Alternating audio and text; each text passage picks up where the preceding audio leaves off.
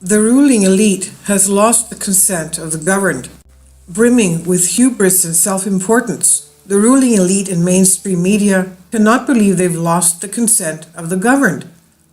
Every ruling elite needs the consent of the governed.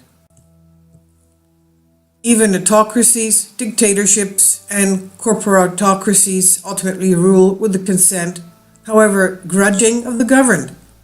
The American ruling elite has lost the consent of the governed.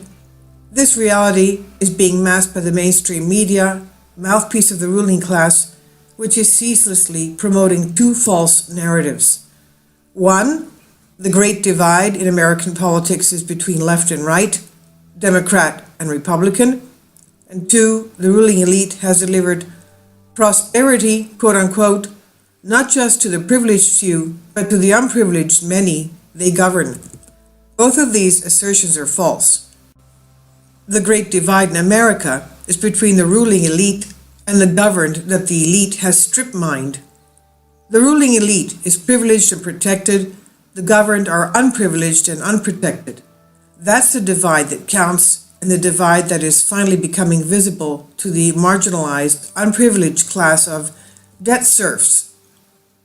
The prosperity, quote unquote, of the 21st century has flowed solely to the ruling elite and its army of technocrat toadies, factotums, flunkies, apparatchiks, and apologists. The elite army of technocrats and its media apologists have engineered and promoted an endless spew of ginned-up phony statistics, the super low unemployment rate, etc., to create the illusion of growth and prosperity that benefit everyone rather than just the top 5%.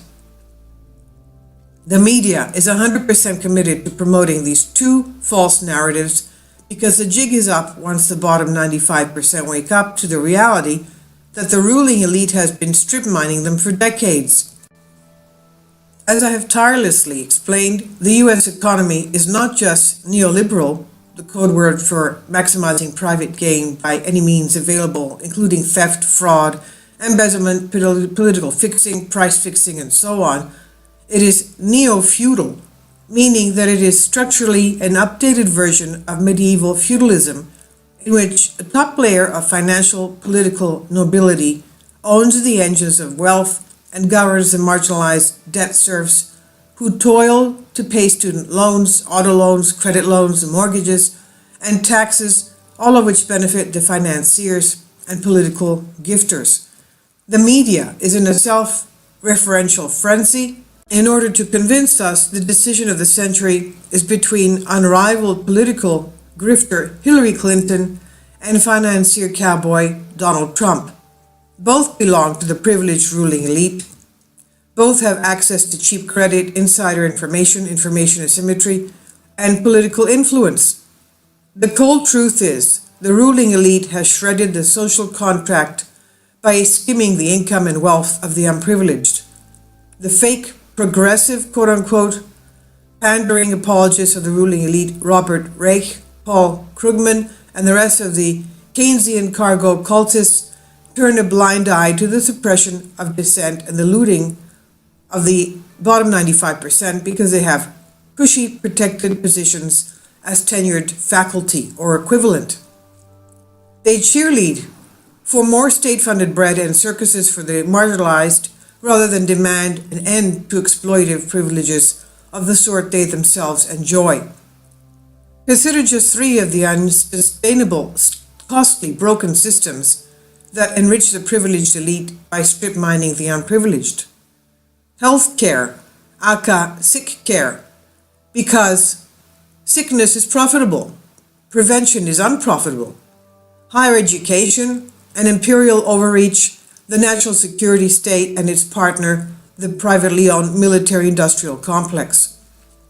While the unprivileged and unprotected watch their health care premiums and co-pays soar year after year, the CEOs of various sick care cartels skim off tens of millions of dollars annually in pay and stock options. The system works great if you get a $20 million paycheck. If you get a 30% increase in monthly premiums for fewer actual health care services, the system is broken. If you're skimming $250,000 as under assistant dean to the provost for student services or equivalent, plus gold-plated benefits, higher education is working great.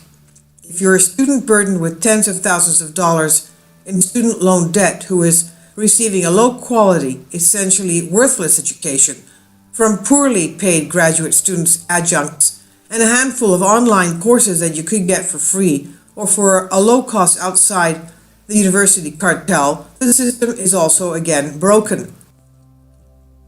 If you exit the Pentagon, CIA, NSA, etc., at a cushy managerial rank with a fat pension and lifetime benefits, and are hired at a fat salary the next day by a private defense contractor, the famous revolving door between a bloated state and the bloating defense industry, the system works great. If you join the armed forces to escape rural poverty and served at the point of a spear somewhere in the imperial project, your perspective may well be considerably different.